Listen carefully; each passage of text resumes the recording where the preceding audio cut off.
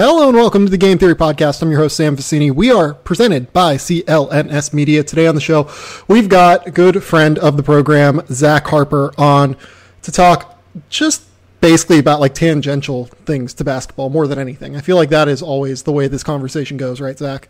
It's really the only thing I'm good at. Like, I can talk a little bit of basketball until I break it off into a dumb tangent, and then people are distracted for like 25 minutes, and then we bring it back to another subject. I do it again, podcast over. Yeah, like at some point we're going to talk about Skyscraper. At some point we're going to talk about... Oh, God. Can we just talk about Skyscraper?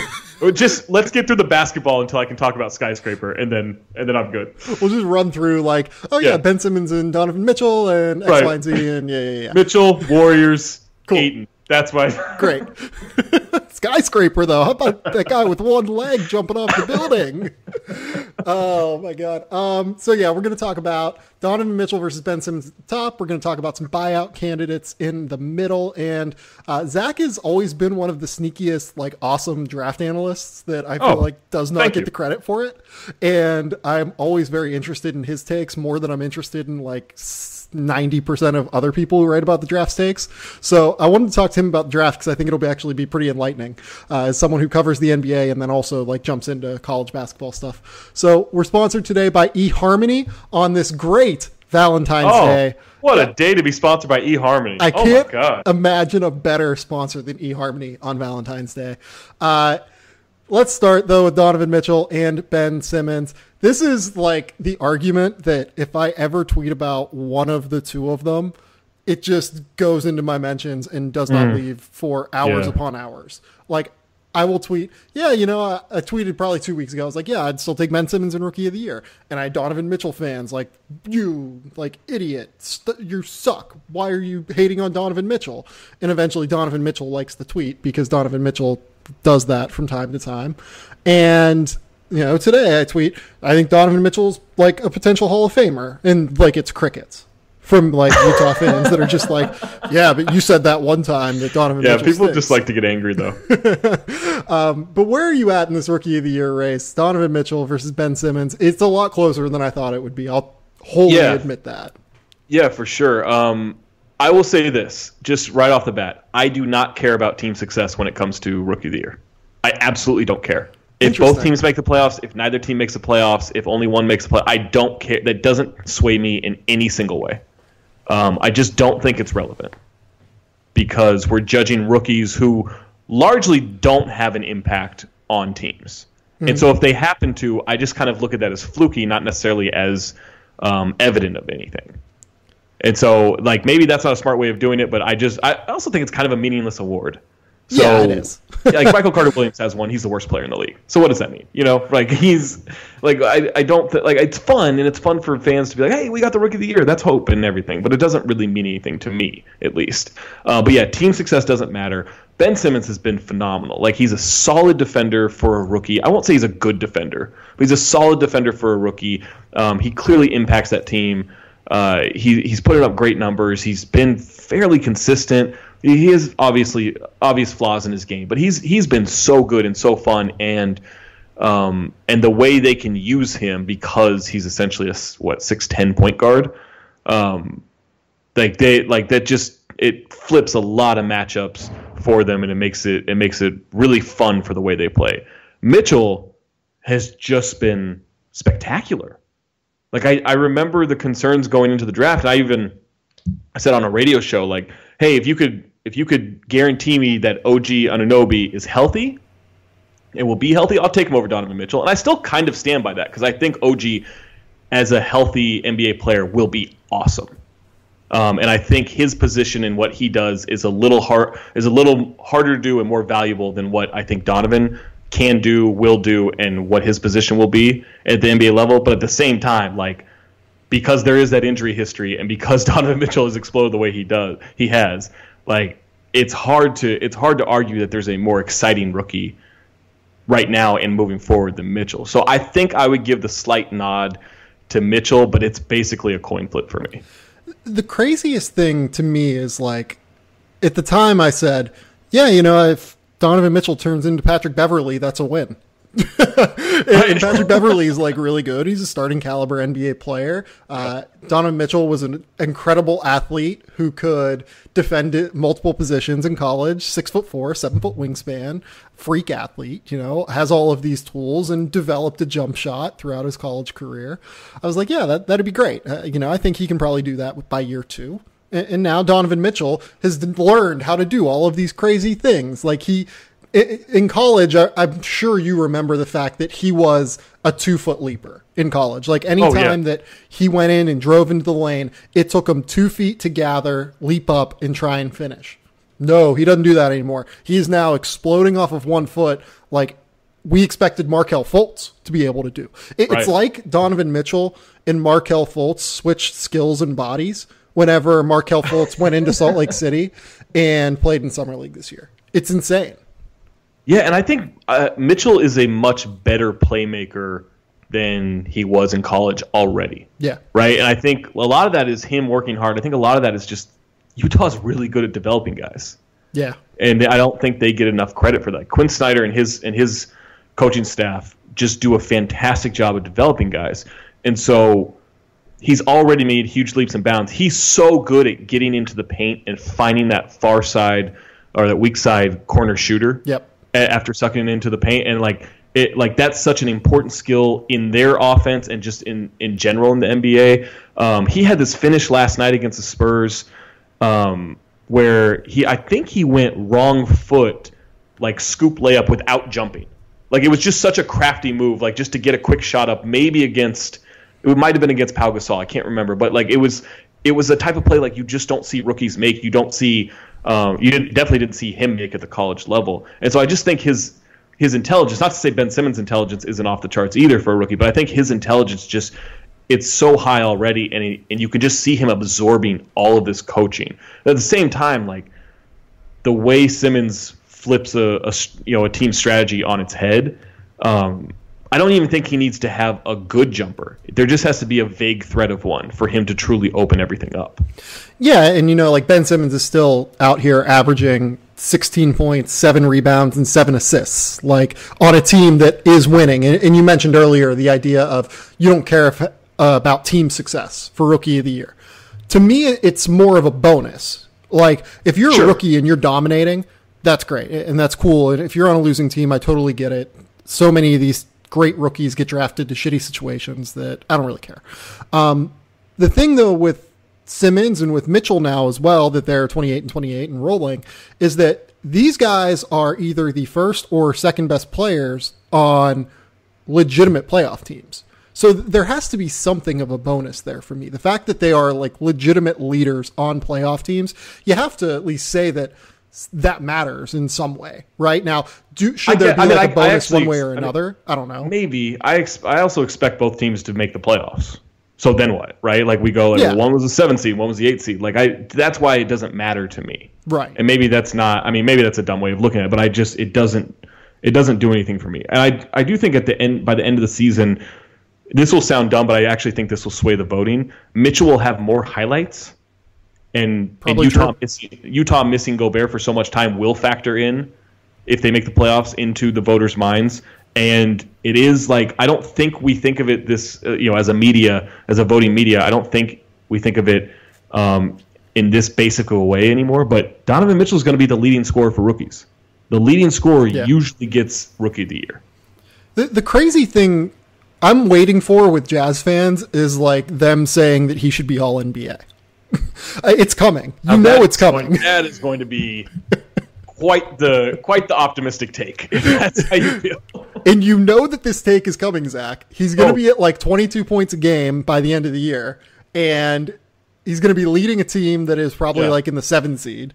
Right. It's coming. Like this is 100% happening. Can I just say this? If you're a Jazz fan and you're listening to this, Donovan's awesome. He's going to be awesome. The Jazz got a steal. Like, think about how Charlotte feels right now taking Malik Monk. Think about how Detroit feels taking Luke Kennard. Like those. There's a way funnier than that.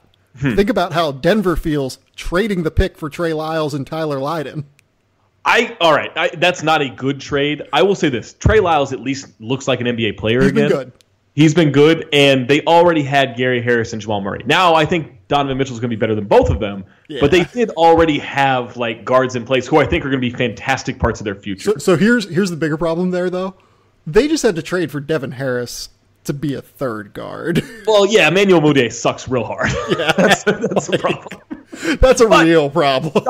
Donovan's fantastic. He is not close to all NBA this year. Like, not close. Not a little bit. Like, we don't like. And I don't know what to think of it, because I do think like 4 people in my mentions over the course of a month saying, hey, Donovan Mitchell's an all-star doesn't mean people are saying Donovan Mitchell was an all-star snub, right? Like there's a disparity there in terms of like volume and just, what the reality is.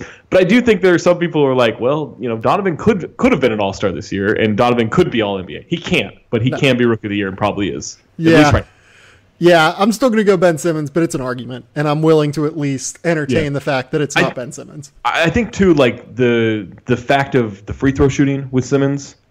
Yeah, that's enough of a like. I don't really care about the free throw or about the 3-point shooting yet, right? But the free throw shooting, he is so bad at it. Yeah, that's enough of a knock and a weakness. But I even feel like I'm just picking nits here. Well, you know what though? Like it significantly hurts his game because he is so big and so strong and so quick that he could get to the line whenever he wants. Yeah, and I feel like now he doesn't do that.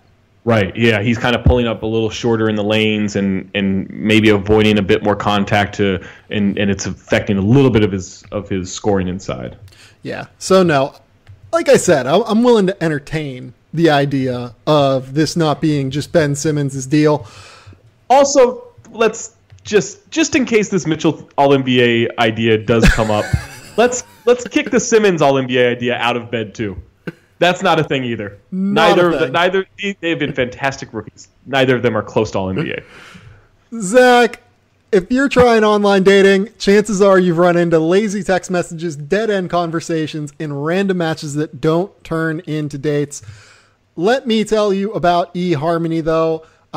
I've been in a long-term relationship for a while. My 4th anniversary is coming up in about a month. Congratulations. Thank you. I appreciate that. But I have plenty of friends who have tried eHarmony, and they love it. They talk about the experience with me where, you answer about 100 to 150 questions.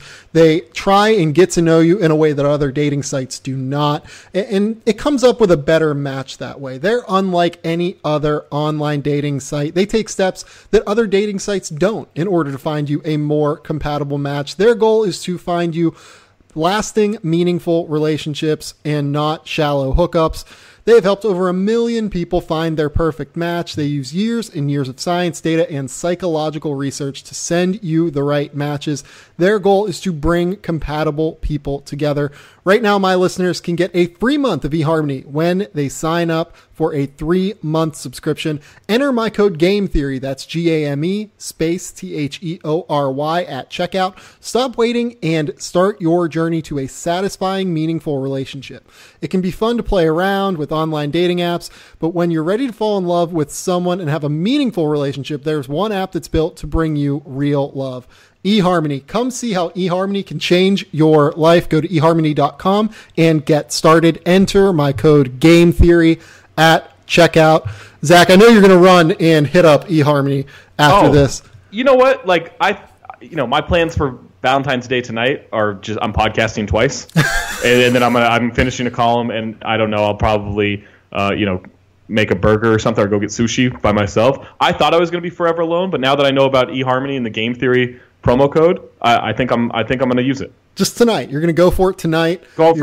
Not going to the Hollywood Improv and getting drunk. You are going to just go and do this. Go hang out on eHarmony. Exactly. I'm going to find real love. So the second topic I want to talk to you about, it's buyout season.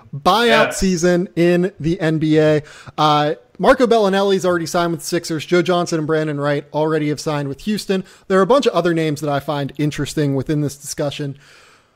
Before we get there, though, what did you think of Bellinelli to the Sixers and Johnson and Wright to Houston? I'm not a huge Brandon Wright guy, mostly because of the injuries. Sure. And so I think when he's healthy, like fantastic addition. And they're not going to ask him to do a whole lot, so maybe he can remain healthy and be a nice little rotation guy for them. But I'm not sure I want him playing over Nene. right? Like I think Nene can be hyper effective for them, especially in the playoffs, but still like good insurance. Joe Johnson started out the year horrendously shooting the ball. He rebounded more in the, since like December 20th or something like that, more towards his career averages from 3-point range. And I think put him in Houston, that's a great situation for them. The Bellinelli one, I've never really been a Bellinelli guy. And so I'm trying to like think about this objectively. Like I don't have anything against him. I've just never really thought he was that great. Philly, though, using him, I want to say like they're a little bit above league average in 3-point percentage. He can obviously shoot. And so I think adding another shooter to that to space the floor will probably work out. He's kind of an interesting guy, too, to have when Ben Simmons is your point guard because he can handle the ball a little bit as like a secondary ball handler and can obviously shoot the shit out of the ball. So that always helps. But I don't really know what to think of that overall. Like, is he really that much better than Jared Bayless, who every Sixers fan like already hates? Right. I mean, he and Jared Bayless, I think, are shooting the same from 3-point range this year. Are they really? Yeah, I think they're both like 37%. I could be wrong about that, but I'm pretty sure that's true. Yeah, like Marco Bellinelli is just kind of like a bigger version of that. Like he's just taller and DMs women randomly. Right. He's not as angry. So maybe there's a sunny disposition here. He did have that there was that Photoshop of him as Rocky running through the streets of Philadelphia. So I don't know. Maybe he's already better than Bayless because of that. Yeah. I mean, I don't think any of these moves are going to be all that consequential. I mean, maybe Joe Johnson can kind of flip a playoff game, but I don't know how Joe Johnson works in that offense either, because Joe kind of does want to go about doing his own thing. Like even in Utah, and it's been a long time since he was in that offense. Yeah. Like a long time. Like even in Utah, he would occasionally just kind of go off and do his own thing. Like in Utah, they needed him to in a lot of ways as well. But I don't know, man. Like that's a ball movement heavy offense, and I mean he averaged 17 a night over his last 2 years in Phoenix. But I don't know. That's gonna be a weird one to me. Yeah, I mean I think it's just more of like, do we have to play Gerald Green tonight? No, we have Joe Johnson. Awesome. Right? That's a good point. It's like, look, we can all want Gerald Green to be good. I get he's shooting like 40% from three this year. He is not good. And he is no one they want to play in the playoffs. So you throw Joe Johnson out there, you lose a little bit in percentage, and you lose a little bit in play style, but you get a better player. Like, I would take that. Yeah, that's true. Some of the other names I've got here, I've got Brook Lopez. I don't know if he's actually going to get bought out. Like, to me, he would be the best person on this market very clearly. Yeah, I don't think the Lakers will buy him out, but it is an interesting idea if they do. They don't really have any reason to keep him. They're not going to re-sign him this summer. Right, that's my thing. Like, I think he kind of digs living in because he's from North Hollywood, I think. So he kind of digs, I guess, kind of being around LA maybe, but he could legit flip a playoff series for someone, I feel like. Yeah, I think. Well, he at least a couple games. I should say we haven't really appreciated Brook Lopez, right? Because he didn't rebound, he broke his foot a bunch of times, and we just thought he doesn't play defense. It's like he doesn't really play defense, but he can rim protect, right? And he's an awesome scorer, and he added a 3-point shot. We should appreciate him more as a weapon. So I do think if he did get bought out and he was added to a team, that would easily be the best buyout addition possible, I think.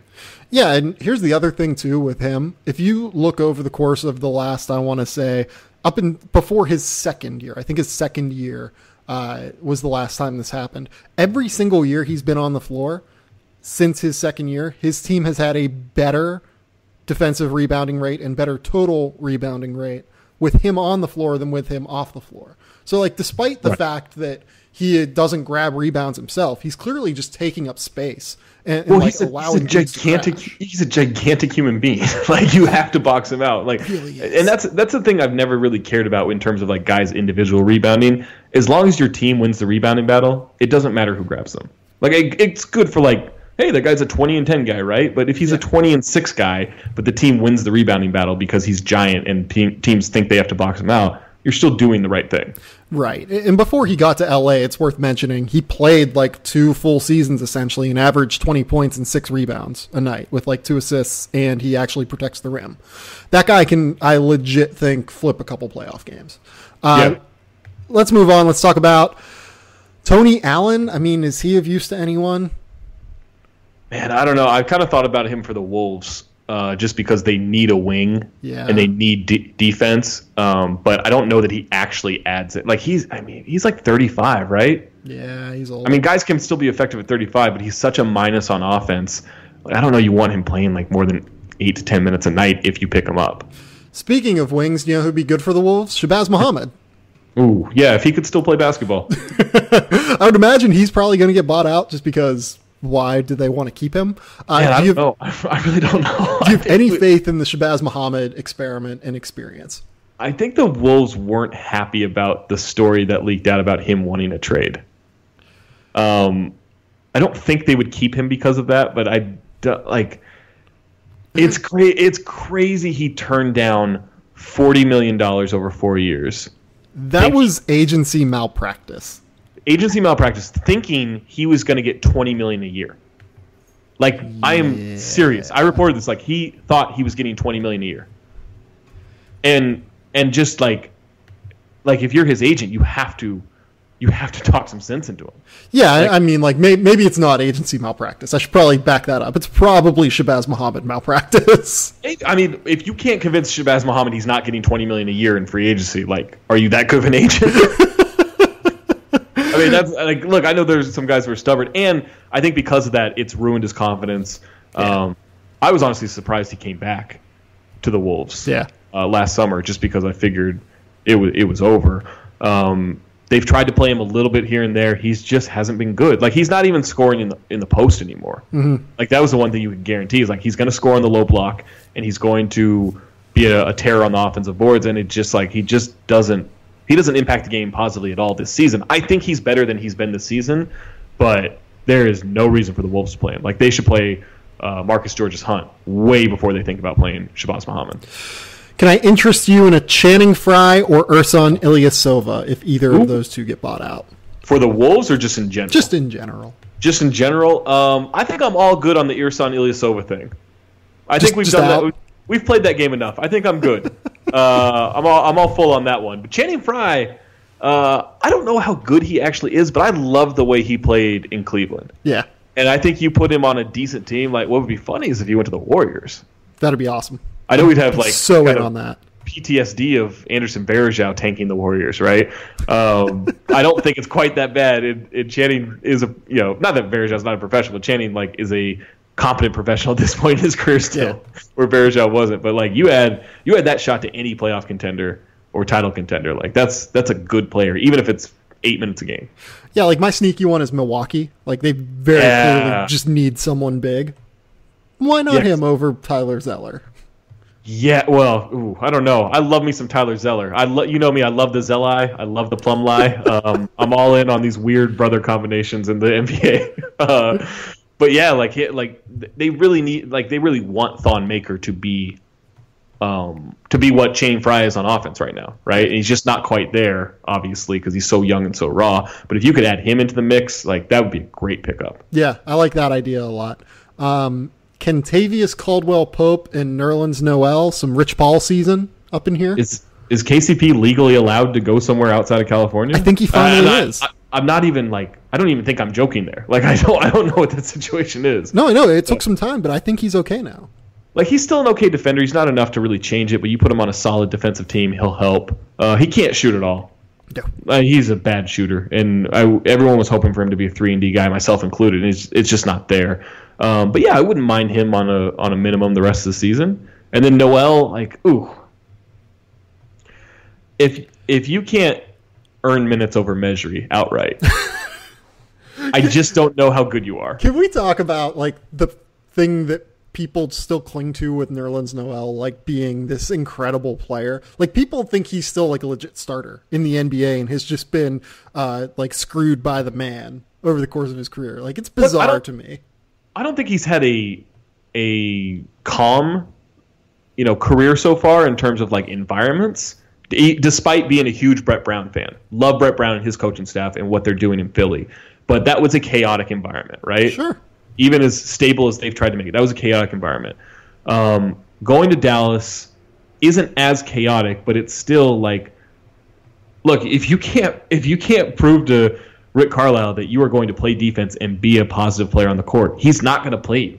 Yeah. Like, he's just not. And if you have practice issues, if you have attitude issues, like, whatever it is, Rick Carlisle is always going to win that battle on his team. And I just think Noel's got a lot of maturing to do in order to prove that he should be there. And I think, I think him reportedly turning down that money was a huge mistake if getting paid is important to him. And he's just someone, like, he's got to prove that he belongs. Like, not even just, like, belongs in a rotation, but belongs on a team. Yeah. No, I agree with you. Crazy to say, but, like, it's just that's the situation he's kind of created for himself. Yeah. My last one, and I'll ask you if you have any other names after this, but my last one, Derrick Rose. I can't tell you how devastated I was at that Ty Lawson report because here's what I heard. I heard, like, the day before the trade deadline, hey, if Rose gets dealt, he'll get bought out, and then the Wolves are probably going to sign him. And I was like, well, how do we prevent that from happening? and really the only thing that I heard was, like, look, a playoff team could offer him a more significant role as, like, a backup point guard. And immediately Washington started getting leaked out there, right? Like, hey, they're a possibility. And then the report that Ty Lawson wanted to come back from China and maybe play for the Wizards, like, it's just devastating. Because I don't think Rose is going to have significant minutes or a role outside of what Aaron Brooks currently is if he joins the Wolves. But there's a possibility that that's not true, and I don't like that possibility. The possibility is he steals, like, 8 minutes a game from Tyus Jones, and Wolves fans, like, legitimately rushing the court. They burn the Target Center down. Like, they will run on the court and, like, tackle him. Yeah, that's not even a question. Yeah. So, is there anyone else that interests you? Not really. I kind of thought, like, maybe I know it's not an easy deal to buy out, but I kind of thought Jared Dudley might get bought out. Yeah. And that would interest me because I'm a Jared Dudley guy. But yeah, I don't know that anyone's going to be that significant. I think everyone has remained pretty conservative in this market. Just kind of a quick note here. Teams that have actual, like, roster spots right now, the Cavs, Pacers, Clippers, Wolves, Pelicans, Thunder, Raptors, Blazers, Wizards. Do any of those teams stick out as a team that should add someone? I mean, the Wizards definitely. Yeah. Wizards, I mean, John Wall injury or no, like, their bench is just terrible. Yeah. They need to add whoever. Right. Portland could really use another perimeter player. Yeah. If that becomes available. Outside of that, I mean, latch on to the Cavs to try to get a ring. The Wolves need a wing really badly. But I don't know that anyone's going to be like. That's why I kind of think the Tony Allen idea isn't terrible. Yeah. But I don't know that it would actually matter. Yeah, and then I'm, like, trying to think, like, is it worth the Celtics trying to, like, cut someone to grab one of these guys? Like, is there any way that the Celtics can, like, push themselves over Cleveland now? Yeah, I mean, I guess who are they cutting in this scenario? Like, I mean, I'm not a big Abdul Nader guy. Yeah, I'm not huge on him either, but they seem a little invested in him. I guess if they cut him, like, that's not bad. It's unlikely he comes back to haunt you. Right. So, like, maybe if Brook Lopez was to come available, I feel like they would be concerned that they signed Greg Monroe. But they have Greg Monroe already, so, like, you can't do anything there. Are we still doing this Greg Monroe thing, by the way? Yeah, we are. Okay. Just need to know. Need to know how much longer that I need to pretend to think, like, oh yeah, he might do something for a team. Well, I mean, here's the thing with that. The Celtics clearly are still in on the Greg Monroe thing. Right. Like, they very clearly signed him to a fairly sizable amount of money in the assumption that he could help. And oh boy, did he look bad in that Cavs game. Yeah, and he'll always look bad against them, right? Yeah. I guess it's just kind of, he could be okay against Toronto. He could be good against Washington. He could be good against Milwaukee. Yeah. The guy who could have helped them was rebound. Marco. Bellinelli could have helped them, I think. Yeah, they could use that shooting big time. Yeah. But, I mean, what can you do now? Joe Johnson probably would have been able to help them too. They might be out of the buyout market now. Yeah. I mean, I think your idea of like let's get Nader out of there. But yeah, I don't know that anyone else who becomes available would really help them all that much. And then like I don't think there's really anyone else, right? Like the Raptors, I mean, they could buy out. They could like have someone come in because they have the open roster spot. I mean, right? They're pretty deep though. They are. Like I don't know how big of a deal that is to them. Yeah, that second round loss is going to be tough for them because they're so deep. Maybe they make the finals. You know, we can do that again. Oh boy. Raptors fans already hate, so I don't care. Let's talk about the draft. How deep have you gone into these guys so far? Like how many like dudes do you feel comfortable talking about? I feel comfortable about the top 7. Okay. That's a good spot to be. Yeah, I feel very comfortable with the top 7, and then within the next month or so I'll feel pretty good probably about the top 20. So who of these top 7 are you most interested in? Maybe this is a recency bias thing, but I just did a profile on Jaren Jackson Jr. I'm very intrigued by him just because it's not just that he blocks shots. Like Mo Bamba blocks shots, right? And they're spectacular. Like he's flying out of nowhere and blocking with those long arms and everything.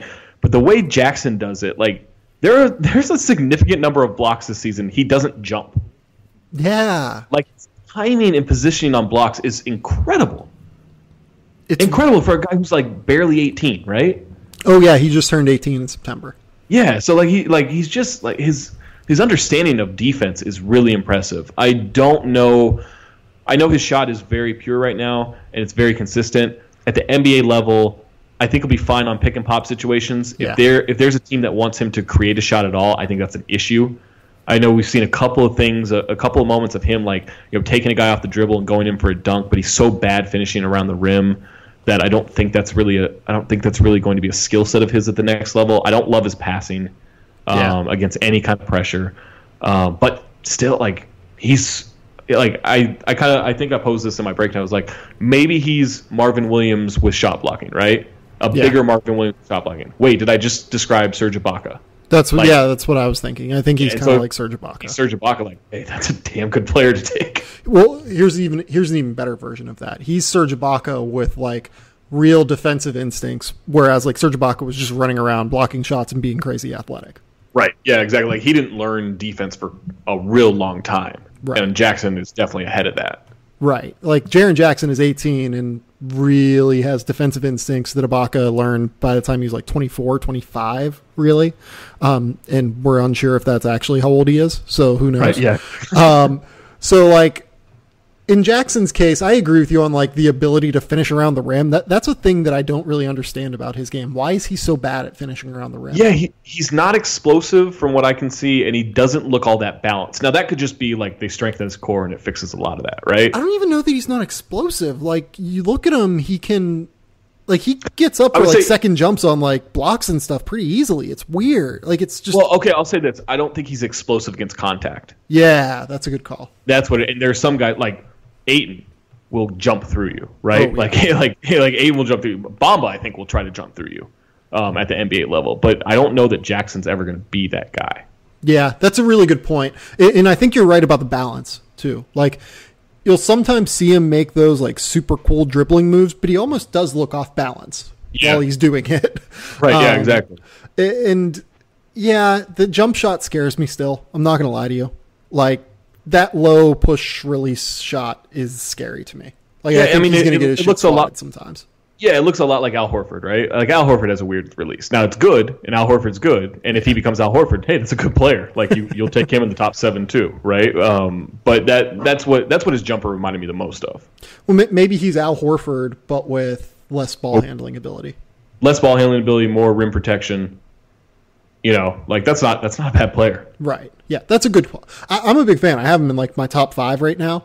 My thing that I come back to is, can I really have him below Mo Bamba whenever he's just as good a shot blocker as Bamba, but does like so much more? Right. I mean, I would say he's a better shot blocker than Bamba. Right. Personally, I think that's fair.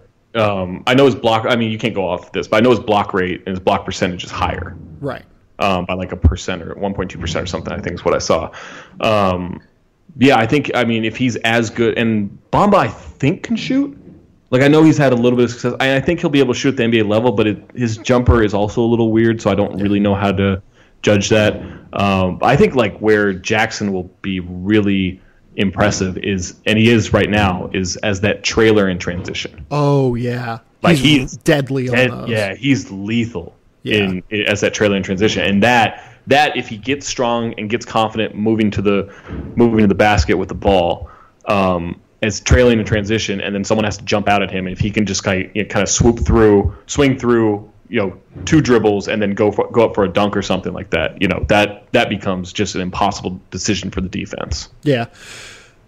Marvin Bagley, some people like him, some people don't like him. I don't really understand why people don't like him.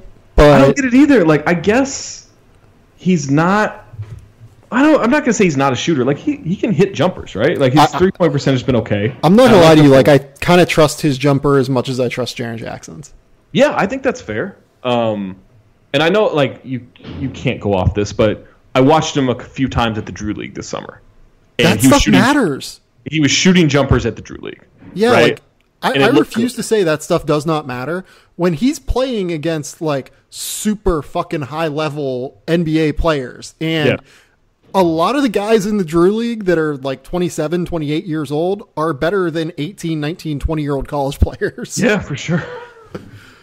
So, yeah, I like Bagley a lot. Like, we have a guy on FanRag, Daniel O'Brien, who just did hey, Deandre Ayton's the best big man in the draft. Who's the next best one between Bagley, Bamba, and Jackson? And it's a really good breakdown, a really, really good look. But I read that at first. I was like, ooh, like, I think Ayton's going to be the best big man, but I'm not sure he's better than Bagley outright. Yeah, I think he has a higher ceiling for sure. Yeah, I also don't know what to do with Ayton because you helped me with this a little bit, and a couple other people did. Like, he is playing out of position, right? A lot of time, yeah. And Arizona just, like, it's a horrible coaching situation. Like, he is fighting through bad coaching right now. Yeah, I don't even know that it's coaching too. Like, I wrote about their defense today. I watched a lot of bad Arizona defense from the last, like, month and a half. A lot of what's happening is they run, like, that pack line defense that Virginia does, or at least they try to. Yeah. And Parker Jackson Cartwright is like Isaiah Thomas in the NBA. Like, he's 5'8" and gets beaten constantly in on-ball situations, and then their wings have to cut into the lane to try and cut off the penetration, but their wings, except for Raleigh Elkins, aren't all that long or athletic. So what happens is it's just a kick out, and it's a wide open 3 every time, or it's a kick out and it's a out of control closeout that leads to a drive and a ball reversal. And it ends up putting a lot of pressure on Ayton as a 4-man. Right.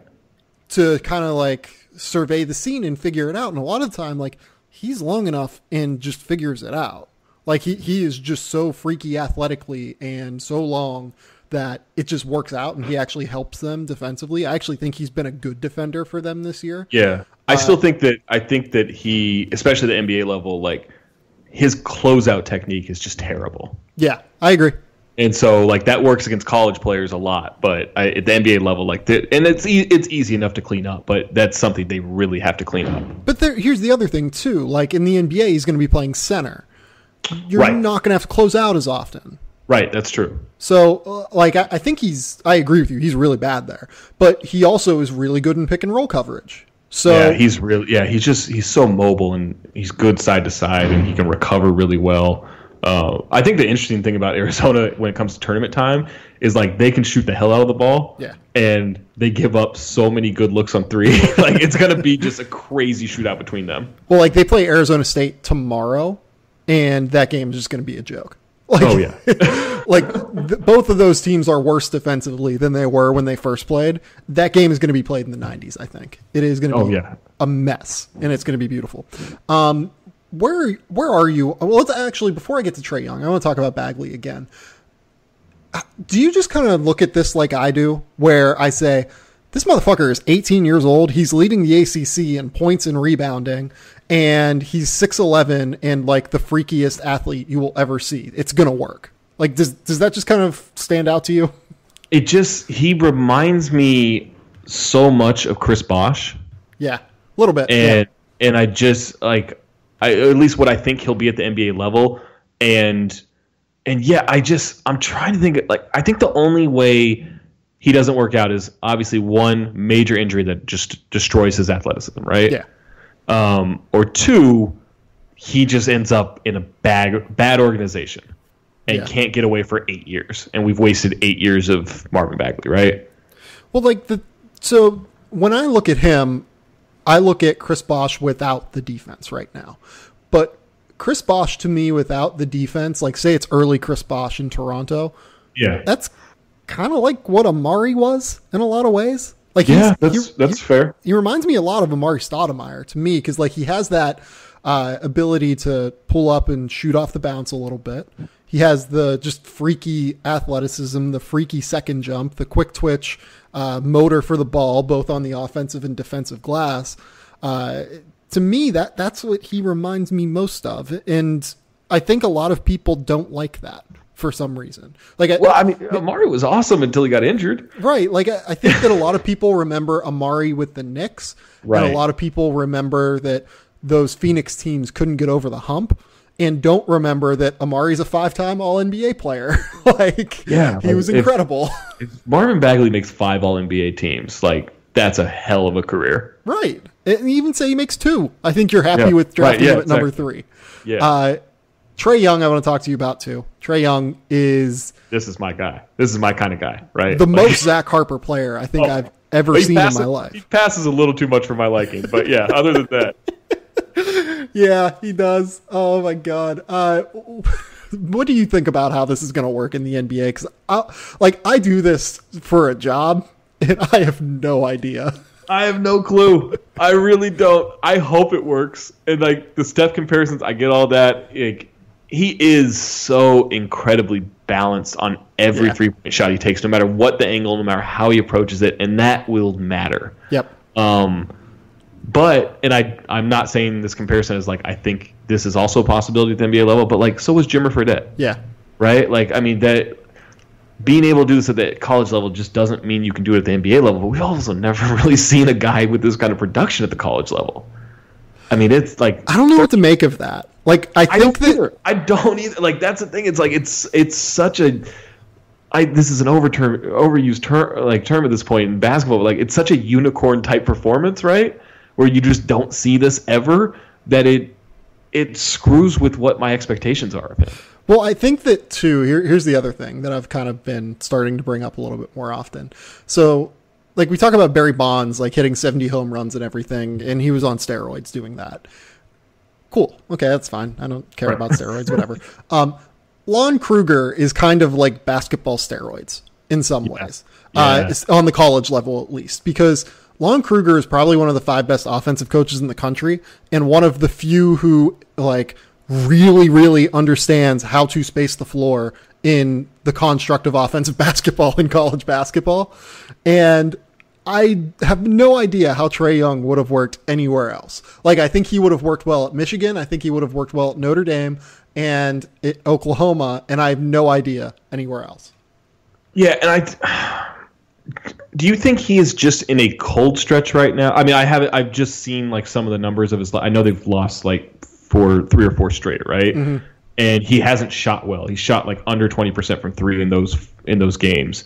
Do you think that he is being figured out at the college level and now he has to adjust, or is it strictly like he's just missing shots right now? So this is a tough one because this is also something I brought up early in the year. Like, is it possible that he's in the midst of just an incredible hot streak and is going to come back down to earth? Because if you look at his past numbers, he was always a really good shooter. Like, I think he won the McDonald's 3-point contest. Like, he's always been this unbelievable shooter when he has time and when he can get shots off. But his shot selection's always been not great.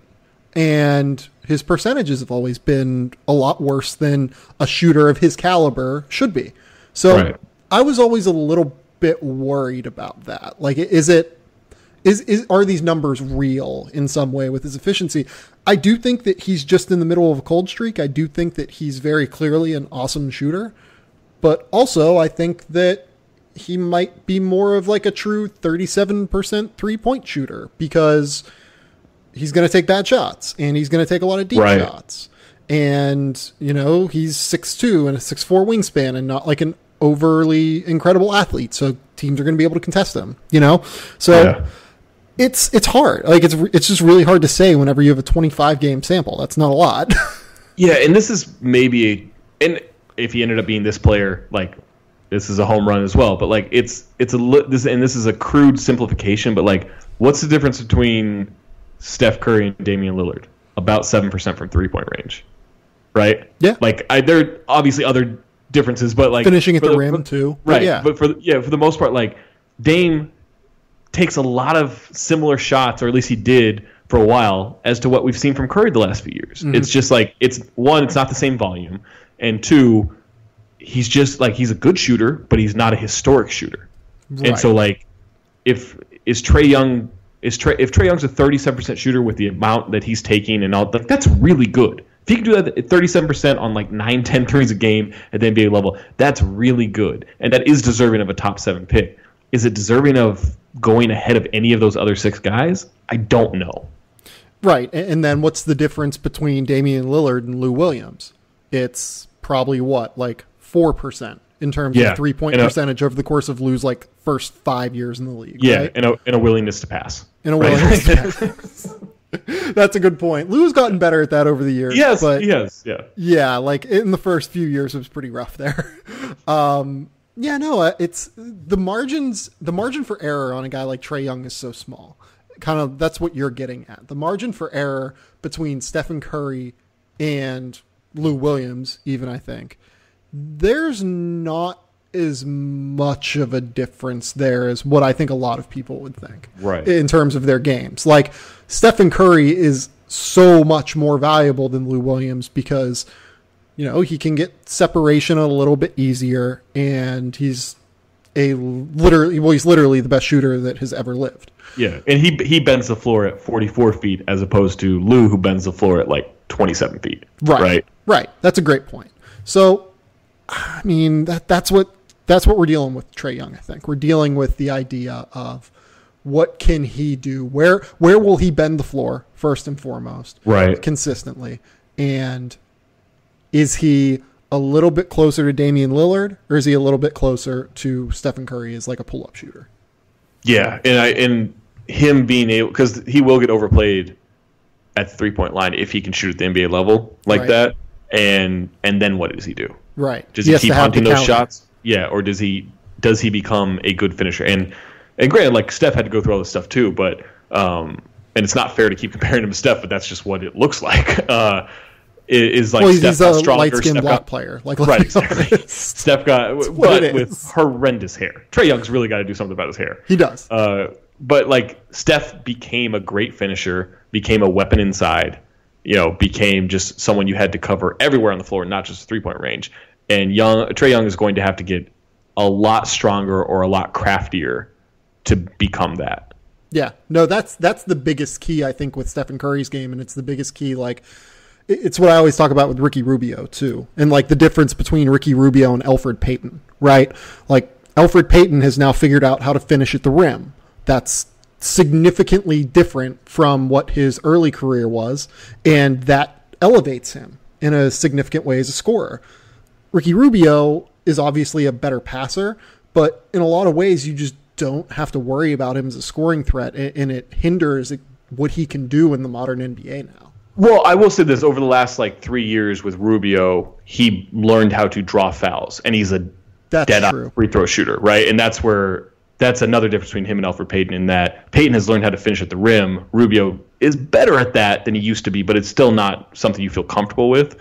It's still a little bit of a surprise when he finishes with his left hand against contact and it goes in. You're like, oh, wow, what happened? But he is really good at drawing fouls, and he's like a 90% free throw shooter. Yeah, that's a good point. Zach, do you have anything else you want to talk about before we get out of here? Just let's not be xenophobic about Luka Doncic. I get it. I know the history of Euro players and everything. I just think this dude's a 6'8" combo guard, and he's going to be really good. Go back and watch Eurobasket. He kicked the shit out of Evan Fournier and other real NBA wings. Don't overthink it. I don't know that he's going to be an MVP, but he's going to be damn good. He can step in tomorrow and be a starter in the NBA. There's no question in my mind. He could make Phoenix mildly watchable. Mildly. Can you imagine him and Josh Jackson interacting? Oh, God. It would be amazing. And just Alex Len sitting on the sideline trying to figure it all out. Dragan Bender is just like, what is going on? Bender and Doncic have to know each other. Like, from their years overseas. Like, they have to. It would be fun. They would have to. It'd be fun. Marquise Chris would be... I don't want him on Phoenix. No offense to... No, I'm talking about Doncic. Doncic, like, I don't want him anywhere near Phoenix. I want him to succeed. Yeah. I'm just saying, you put him on that team tomorrow, he makes them watchable. Well, mildly watchable. Well, yeah, like you put him with Devin Booker, you can run out like everyone 6'7" or taller. Yeah. On your floor. That'd be amazing. Yeah, it'd be great. Zach, tell the people you've got going on in your life. Tell the people about your podcast network and everything else.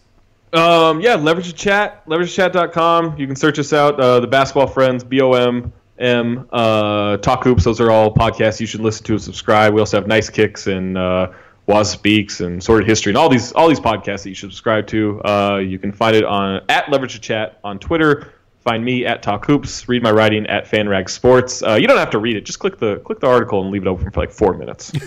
That's what I say. Yeah, maybe like scroll it a little bit. I think scroll a little bit if you accidentally click an ad on there. That's not going to kill anybody. Yeah, there's like some sort of metrics now. I think where they can tell like what you're staying the longest on and like what ads are on the page long enough. So, it might be a little bit more interaction than you're willing to give. Just scroll it a little bit. But don't. I'm not saying read it though. No, you don't need to do that. They're like, I'll have a video in there. Click that video. That's all you got to do. That's all you need.